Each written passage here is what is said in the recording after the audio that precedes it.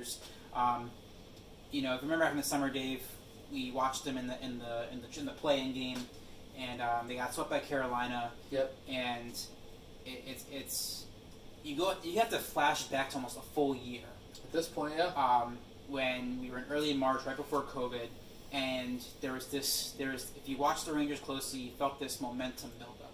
You remember the Zibanejad 5-goal game against Washington. Yeah. They won a nice game against Dallas, who eventually won the Stanley Cup. Right. They were starting to hit on the right cylinder, on all cylinders, and then they watched the play in. They just got swept and not play well. But then something great happened. They got the first overall pick, and they got Alexis Lafreniere.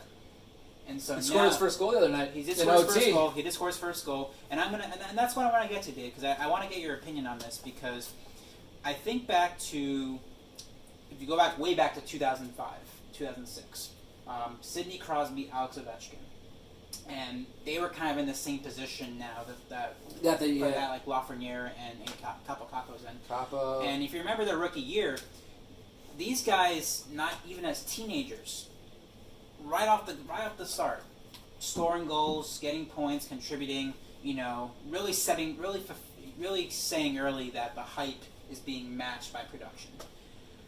You remember Capo last year? Hadn't have a bad year. And again, for a rookie, you give him a little bit of pass, time, sure. But the numbers just were not quite where you're hoping for. And you watch Lafreniere these first 8 games, and again, he just got his first goal the other night.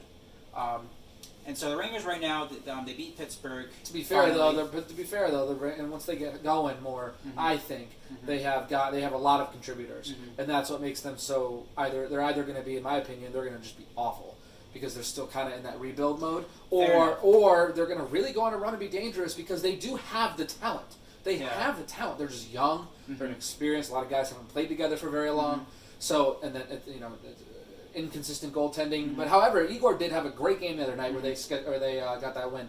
But it's going to be a make or break. They're going to be either. I think they're going to be great, or mm-hmm. they're going to be very. I don't think they're going to be very good, man. So I think, Dave, what you're saying is that we need to have a reality check.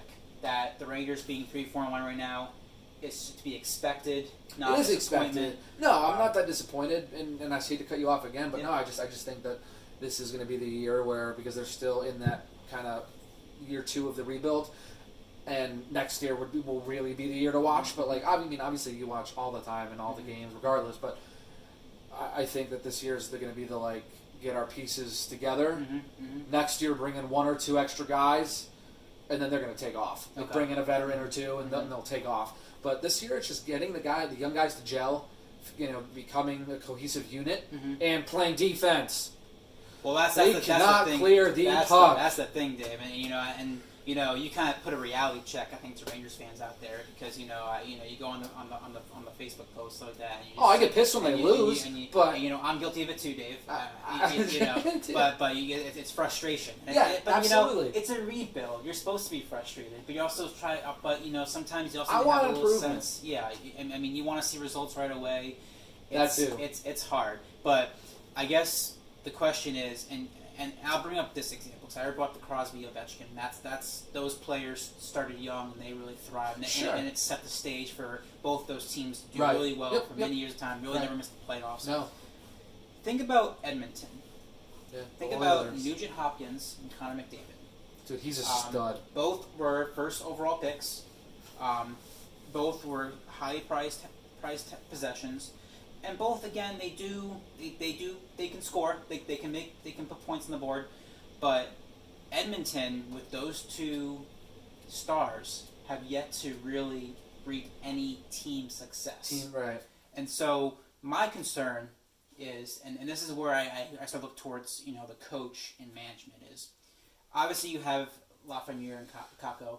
We're expecting to keep them long term. We expect them to kind of build into their roles a little bit. But are these going to be the kind of players that can carry this team? Or are they going to kind of be their own selves, contribute, but not necessarily, but kind of blend in to a team that just continues to underachieve when it's expected for them to really do more? Because that's the first thing that came to mind these first 8 games with the Rangers is, I've seen both sides of it. I've seen patience and development, Right. but then I've also seen, when you got somebody, they're not afraid from the very first puck drop in their very first game to show the world what they're capable of. And not to say that Lafreniere or Kako have been playing bad, but we haven't quite seen that burst of, oh my God, these guys, this is going to be, these are your franchise players. These are going to be your dynasty building players. Right. As a Ranger fan, you just want to win one cup. And I mean, how dare I use the D word with the Rangers? 4 cups in the last, God, how many years? But if your goal is to win a Stanley Cup, what is the blueprint here?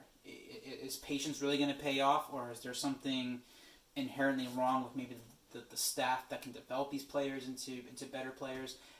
Do you have a feeling one way or the other about where that leads for the Rangers?